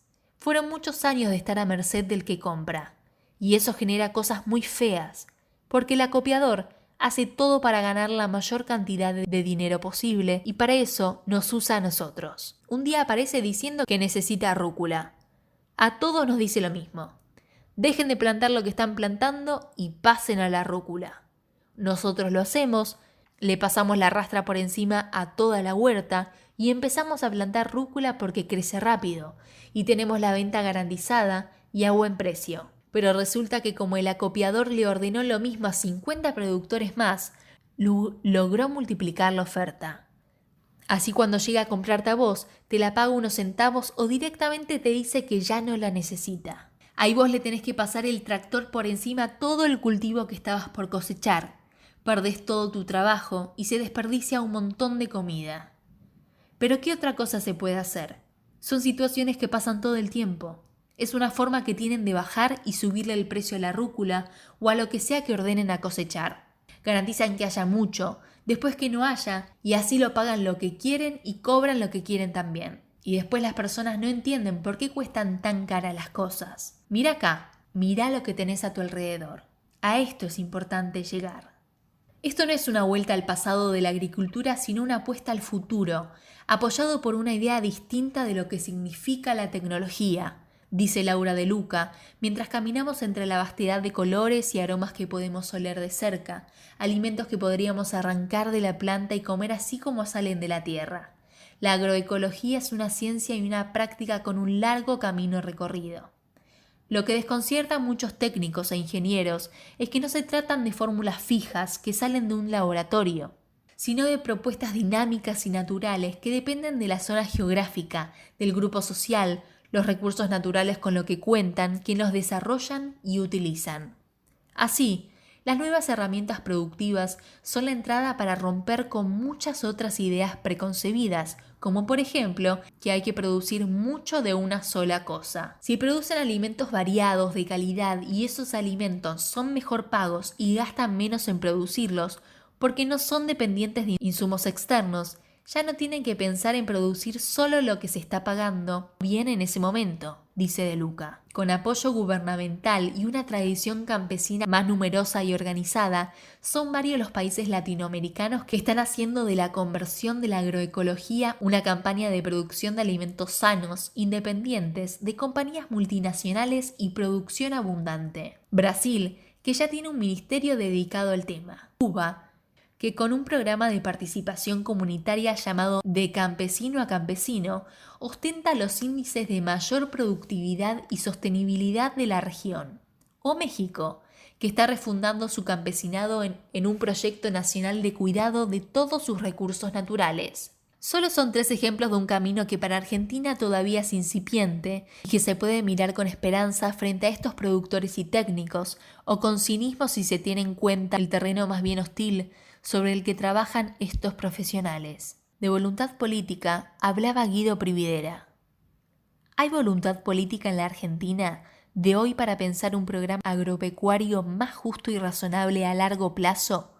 Sí. Si uno se atiene a lo que propone el Plan Estratégico Agroalimentario, es mucho más parecido al modelo de desarrollo agropecuario de la dictadura que a un modelo progresista de desarrollo, dice Prividera, del lado de los que pujan por un cambio dentro del INTA. El camino para ellos es de piedras filosas. Se les exige un excesivo trabajo burocrático para demostrar que su trabajo es más necesario que el desarrollo de una nueva semilla transgénica que terminará engrosando las patentes de Monsanto, y se les da pocas herramientas para poder hacerlo. Para aplicar estos programas seriamente, hace falta saber cuántos productores hay, qué cultivan, cuáles son sus requerimientos. Y eso en este país no se sabe y no hay quien se esté ocupando de generar esa información estadística, dice Prividera. El censo agropecuario que se hizo en 2008 nunca salió a la luz. Trabajamos con datos de 2002, que es lo mismo que decir que trabajamos con datos de un país que no existe más, porque el campo cambió rotundamente en los últimos 10 años. Hay técnicos encargados de localidades importantísimas que no tienen idea de cuántos productores viven en su localidad, qué producen, para quién. Y hay otros que ven que todo está colapsado, pero no saben en qué medida, porque no podrían decir a cuántos afecta. Así la certeza que comparten muchos es que, si no fuera por la cantidad de productores asustados que hay porque se están envenenando y porque están en situaciones económicas paupérrimas, un programa de agricultura familiar como el IPAF dejaría de existir rápidamente. Si los productores no se convencen y se acercan al Estado a pedir ayuda, esto se decae. En el INTA todavía hay demasiados que están detrás de la venta de biotecnología y agroquímicos como para pelear un cambio. Sería una locura. ¿Por qué irían en contra de sus intereses?, se pregunta Prividera. Los cambios solo suceden cuando el Estado se da cuenta de que está frente a un problema serio. Y en este caso es bien evidente. Debe haber pocos problemas tan serios como los millones de litros de agrotóxicos que se arrojan sobre el agua, el suelo, el aire y la comida de todo. 10. La clave en el ojo. Es todo muy lindo, pero no es ni por asomo todo tan fácil, dice Lidia, la líder de la cooperativa El Peligro, que después de un rato de caminar Se sentó con otras 4 mujeres a unos metros del resto, abandonando la recorrida. Aunque dice que se alejó porque le duele un poco la rodilla, no puede disimular ese dejo de fastidio que le producen algunas cosas que escucha. Ahora vas a ver que cuando todos se pongan a hablar y cuenten por qué no pueden hacer el cambio, por qué no pueden dejar de usar venenos ni de comprar semillas. Dice y mueve las manos espantándose las palabras antes de que lleguen a la boca. Ahora vas a ver. La recorrida de Mariano Krejaski continúa dentro del invernáculo donde cultiva plantas aromáticas, algunas flores y hortalizas más delicadas. No es un espacio cerrado ni brumoso, como suelen ser los hibernáculos. Tampoco huele a químicos, sino a tierra y a establo. Mariano sigue hablando de fórmulas y combinaciones que parecen más pócimas mágicas que otra cosa. Habla otra vez del suelo, de que el secreto de toda la producción es mantener la sanidad del suelo, conocerlo, ayudarlo. Y todos lo escuchan sin dejar de moverse, de mirar lo más posible. Tocan las plantas, cuchichean por lo bajo, huelen las hierbas, pasan las puntas de los dedos por la tierra. Sus productores son productores, pero en algún punto es como si estuvieran aprendiendo todo por primera vez, como si estuvieran volviendo al futuro, a esa idea de futuro abundante en alimentos que hizo nacer la agricultura hace miles de años. Es difícil mirarlo sin preguntarse qué podría ser tan difícil. Ahora vas a ver, dijo Lidia, y por eso espero con ansiedad que todos terminen de agruparse para el cierre del encuentro. La propuesta de técnicas de INTA es compartir lo que aprendieron, hablar sobre lo que pueden incorporar, contar cuáles son los problemas para hacerlo y escribir todo en un papel afiche blanco que colgaron en la pared. ¿Quién quiere empezar?, pregunta Guillermina, que coordina el grupo, en el que están Daisy, su marido y 10 productores más. Tímidamente, hay algunos que se largan a hablar, a contar por qué todo eso les resulta todavía lejano. Los problemas, que desbordan enseguida del afiche blanco, comienzan en la falta de tierra propia y en lo pequeña que es su parcela. Si para dejar de usar químicos antes hay que dejar descansar la tierra, ellos deberían dejar de producir por un tiempo. Y durante ese tiempo, ¿de qué vivirían? Siguen en el acopiador, si bien todos están de acuerdo en que querrían cambiar ese sistema de comercialización. ¿Alguien les garantiza que empezarían a comprarles la semana que viene? Si el Estado realmente estuviera dispuesto a impulsar esa reconversión, ¿no debería volverse el principal comprador de estos productores?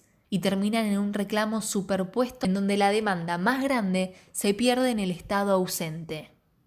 El Estado debería ayudarlos con créditos o con algo para que podamos mejorar, dice alguien. Si nosotros trabajamos la tierra, si hacemos todo esto que ustedes nos dicen, enseguida lo primero que pasa es que nos suben el alquiler. Los dueños de la tierra lo único que esperan es una oportunidad para eso. Mi terreno lo dueña un hombre que vive en Japón y todos los meses manda a su representante a ver cuánto puede subirme. La última vez me lo quería llevar al doble y cuando le pregunté por qué me contestó: porque acá tenés casa. Si vieran lo que es mi casa, son paredes apenas levantadas que si te apoyás se cae. Eso es así. Por eso tenemos que vivir con bolsas, chapa y cartón, porque ni bien levantamos con material no podemos seguir pagando. Hay que subrayar esto. La mayoría de los pequeños productores hortícolas están obligados a vivir en la miseria, porque de otro modo no pueden costear los alquileres de sus casas. Ni bien levantan una pared o cierran una ventana, le duplican los precios. Y además, a nosotros nadie nos va a vender tierra, ni aunque tuviéramos plata para comprarla nos las venderían. A nosotros cuando alquilamos un tractor nos los cobran más por ser bolivianos. Y lo mismo las semillas, el veneno, todo.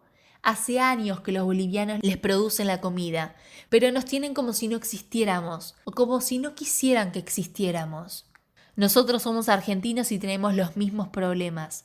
La tierra es un problema de todos, y el gobierno no hace nada para los que viven en el campo. No les importa este tipo de producción. Según las estadísticas oficiales, en nuestro país el 2% de los productores tienen el control de más de la mitad de la tierra, la gran mayoría utilizada para monocultivos de soja. mientras el 60% de los productores tiene acceso solo al 3% de la tierra. Y la calidad de los alimentos parece inevitable atada a esa situación. Pero hay cosas que pueden ir haciendo, dice Guillermina, intentando recuperar el sentido del cierre del encuentro. Y entonces aparece Daisy y dice lo que cree empezaría a movilizar un cambio. Yo creo que la clave está en educar a las personas, cambiarles el ojo. Son ellos los que van a comer lo que nosotros producimos, los que tienen que entender que esto es importante, que es hora de cambiar. Todos necesitan alimentos sanos y nosotros se los podemos brindar, pero no bajo estas condiciones. También tienen que empezar a entender qué es sano, porque yo me acuerdo de cuando tenía la verdulería. El que me compra siempre busca el tomate más grande, el más durito, el que no tiene ninguna marca. Las personas le tienen más miedo a si está picado por un pájaro que si tiene 1 litro de químico encima. ¿Cómo le haces entender que la calidad pasa por otro lado? Que lo que importa no es que sea lindo, que las verduras no salen todas iguales de la misma planta, que muchas veces si son más chicas, son más ricas también. ¿Qué pasaría si eso modificara? Si abandonáramos la idea de lo que entendemos por perfecto es bueno. Seguramente no solo dejaría de ser casi imprescindible el uso de un arsenal químico, sino que podrían recuperarse cualidades olvidadas como el sabor y el aroma de las frutas y verduras, y muchísimas propiedades nutritivas. 11. 1 manzana, 3 manzanas. Al final, resulta que todo el asunto va mucho más allá del miedo a morir lentamente envenenado. Porque ni la manzana, ni la papa, ni mucho menos el tomate tienen hoy, en su formato de crecimiento acelerado industrial, algo ni vagamente mejor para ofrecernos que su contraparte original. Eso dice el ingeniero agrónomo Pedro Landa, director del Movimiento Argentino para la Producción Orgánica, MAPO, y de la Organización Internacional Agropecuaria, OIA, una de las agencias de certificación orgánica más importantes del país. En un coqueto edificio de la zona norte de Buenos Aires, en una oficina pristísima, luminosa, enorme, Landa es un importante representante de esa industria paralela que creció en la proporción a la paranoia colectiva mundial frente a los químicos. La industria orgánica es una industria que no es por definición socialmente responsable. No atiende la necesidad de tener un trabajo digno que tienen los pequeños productores o los campesinos, sino que se basa solamente en generar sistemas de producción que no utilicen insumos químicos ni artificiales y en generar costosas certificaciones de esos procesos para que los alimentos puedan ser vendidos como orgánicos en el mercado internacional. Los productores que venden para el mercado interno suelen quejarse de eso, de que si bien sus productos son orgánicos, como los producen en un esquema del negocio más pequeño, les resulta tan caro hacer frente a una certificación que optan por no hacerlo y comunicar personalmente sus procesos a sus clientes. Así, el sistema de producción orgánica para el consumo local queda en un terreno difícil, con muchos productores que hacen las cosas seriamente y otros venden por orgánicos productos que no lo son. Hecha la salvedad, Pedro Landa es una de las personas que más sabe sobre lo que gana una persona que come un alimento sin venenos y la explicación empieza por la planta. El sistema de defensas natural de una planta puede asemejarse al de las personas, dice. Si una persona crece en un ambiente controlado, recibiendo remedios preventivos para fabricarle una barrera defensiva, puede no enfermarse, pero seguramente tampoco va a desarrollar su sistema inmunitario. ¿Y cuál es el sistema inmunitario natural de la planta? Las vitaminas, los antioxidantes, todas esas sustancias que recibimos cuando comemos una fruta o una verdura. A eso hay que sumarle que la calidad empobrecida de los suelos castigados y medio muertos tampoco hace que la planta reciba los minerales a los que estaba acostumbrada y nos tenía acostumbrados a nosotros. Al igual que en las producciones de granos, el uso de fertilizantes sintéticos que propone reemplazar o reforzar con shocks químicos lo que las plantas necesitan para crecer, inhibe el desarrollo de las raíces que normalmente se estirarían hacia lo profundo de la tierra para hacerse de eso que la planta necesita, creciendo en proporción con todo el resto, y produce desequilibrios que llegan a la mesa. Los fertilizantes son como los esteroides, hace que la planta crezca como inflada muy rápidamente.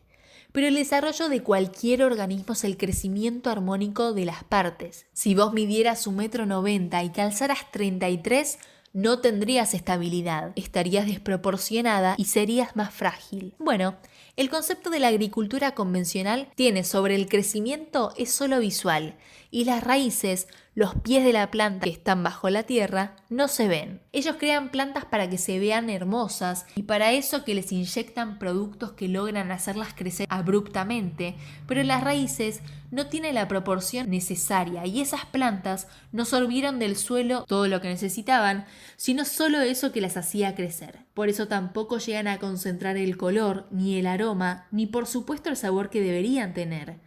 Y por eso cuando una persona descubre la producción orgánica se reencuentra con algo que ni se dio cuenta que había perdido, el gusto por la comida. En 2007 el Centro Orgánico de Estados Unidos generó un valioso informe en el que reunió las investigaciones más importantes sobre la composición de los alimentos que comemos. Entre los datos de la FAO, el Departamento de Agricultura de ese país y estudios de universidades europeas y norteamericanas, los resultados suman a esas múltiples causas de debilitamiento de los alimentos, el aumento en la intensidad productiva. Que una planta crezca pegada a la otra genera una competencia invisible sobre los nutrientes que necesita, aunque sus hojas luzcan enormes o sus frutos sean el doble del tamaño de lo normal. En 2004, el Instituto de Bioquímica de la Universidad de Texas completó un estudio en el que evaluaron 13 nutrientes en 43 cultivos que solían ser de huertas pequeñas y locales, como nabo, frutillas y maíz, y descubrieron que entre 1950 y 1999 los índices de 6 nutrientes habían caído estrepitosamente. Las verduras y frutas analizadas tenían 6% menos proteínas, 16% menos de calcio, 9% menos de fósforo, 15% menos de hierro, 38% menos de riboflavinas, vitaminas fundamentales para el desarrollo celular y la calidad de glóbulos rojos, y un 20% menos de vitamina C. Una persona debería comer 3 manzanas en 1991 para suplir la cantidad de hierro que esa misma manzana hubiera tenido en 1940. Dice el informe del Centro Orgánico que habla de una erosión en la nutrición. Para resumir todo el asunto, lo auspicioso es que esa tendencia de empobrecimiento de los alimentos se modifica cuando el suelo se regenera, adoptando un sistema de cultivo agroecológico diversificado, que no es lo mismo que un campo orgánico industrial, en donde si bien se ahorran todos los químicos, el sistema de crecimiento que se busca de las plantas muchas veces es igual de acelerado y de productos igual de insípidos y vacuos que uno netamente industrial. El Instituto Rodale lleva desde 1981 el ensayo más largo para comparar los alimentos orgánicos y convencionales. En su campo experimental, una parte está cultivada con maíz, soja, trigo, tomates, ají y zanahorias, a los que tratan con una agricultura convencional repleta de químicos, pesticidas y fertilizantes. Del otro lado, los mismos cultivos son fertilizados con compost, estiércol y coberturas, y sus plagas controladas con rotación de cultivos y controles biológicos. Luego de 22 años de investigación, dice el estudio del Centro Orgánico, han encontrado que los cultivos orgánicos de maíz y soja, por ejemplo, tienen niveles más altos de nitrógeno, fósforo, potasio, calcio, magnesio, con muestras que oscilan entre un 6 y un 27% más, y sulfuro, hierro, magnesio, boro, cobre y zinc, con 17 y hasta 128% más. Claro que para llegar a recuperar los nutrientes exactos no solo hay que recuperar el suelo y abandonar los químicos, sino también la calidad de las frutas y verduras que todo tenía antes de ser adaptado bruscamente a la estética y otras necesidades de la industria, porque al igual que con los pollos, la elección y rediseño de las hortalizas y las frutas también tendió hacia variedades más sosas y menos nutritivas. ¿A qué se debe? Resulta que los antioxidantes naturales de las plantas, al ser su escudo protector, son un poco amargos, ácidos y astringentes. Por eso, buscando productos más apetecibles, históricamente la selección se orientó hacia frutas y verduras que tuvieran menos de todo eso y más azúcar. Pero con la irrupción científica que empezó a ofrecer variedades híbridas nacidas en laboratorios, Lo que curiosamente terminó sacudiendo fue que los productos se tornaron menos dulces o directamente sin sabor a nada. La producción convencional logra frutas y verduras más grandes, diseñando especies que acumulan más aguas mientras diluyen la concentración de vitaminas y sus sabores naturales. La Biblioteca Nacional de Agricultura de Estados Unidos publicó en 2004 un informe comparando el sabor y el aroma de nuevas y antiguas variedades, apoyando la hipótesis de que las nuevas variedades tienden a tener menos de ambas cosas. Concluye el informe del Centro Orgánico. Aunque ¿hace falta que aparezca un estudio que lo demuestre? En un supermercado una frutilla enorme y roja, un tomate redondo como trazado por un compás o una pera que aparece pintada, no se pueden parecer más a la idea de que uno puede tener sobre lo que debería ser una frutilla, un tomate, una pera. En cambio, cualquiera de esos alimentos, cuando creció a su tiempo sobre un suelo sano, resultan más pequeños, más oscuros, incluso más opacos y manchados. Pero alcanza un mordisco para que explique por sí solo lo que son y lo que dan. Para desarrollar una producción sustentable y sin químicos, al productor le conviene volver a esas plantas originales y con propiedades completas, no a sus ancestros silvestres. No se trata de anular el largo proceso de selección y domesticación de la agricultura, sino recuperarlo. Así, de la mano de huerteros agroecológicos en nuestro país, están reapareciendo productos que habían desaparecido de los campos con el avance de las semillas híbridas importadas y sus combos químicos. Hay que volver al tomate platense, dice Daisy, como si fuera una proclama al terminar de exponer sus teorías sobre cómo hacer entender que las personas, los comensales, los beneficios que tienen los alimentos que ellos proponen por sobre los convencionales. El tomate platense se producía mucho por toda esta zona, pero cuando llegaron las semillas importadas se dejó de hacer, al igual que otro montón de frutas y verduras.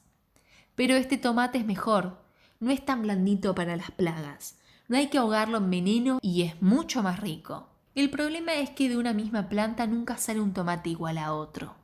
El tomate platense es una propuesta ambiciosa, volver a enseñar lo que es bueno, que conjuga las necesidades de los productores, encontrar productos más resistentes y variados, con lo mejor del pensamiento científico, porque trata justamente de una apuesta de la Universidad Nacional de La Plata, con el ingeniero agrónomo Juan José Lolo Garat a la cabeza, para volver a poner la investigación al servicio de las personas. Con campos en la universidad dedicados a cultivo de variedades, un festival que convoca a miles de curiosos, la fiesta del tomate platense y un sitio web con newsletter, de boletín electrónico del tomate platense para compartir experiencias, recetas y contactar productores, el tomate platense, con su forma lujuriosa de flor rellena y su rojo multicolor, es además la punta de lanza que le abre el camino a otros cultivos. El alcaucilniato, con mucho más gusto y consistencia que el francés que se vende en todos lados, el grillo nabo, una planta herbácea de flores que se cree fue introducida hace cientos de años por inmigrantes italianos,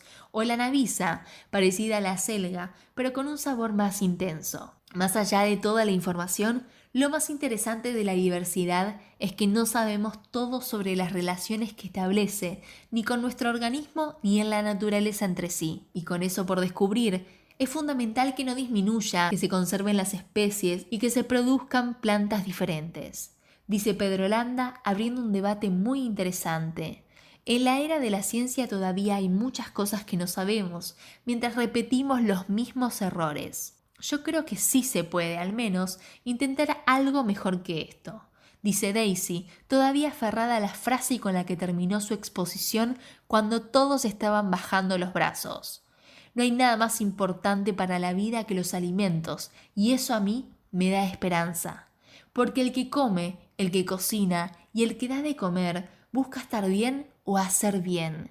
Entonces, yo creo que sí se puede. Será cuestión de tiempo, pero se va a poder. No queda otra. Hasta acá llegué yo. Muchas gracias por acompañarnos. Mi nombre es Eugenia Blanco. No se pierdan el próximo capítulo.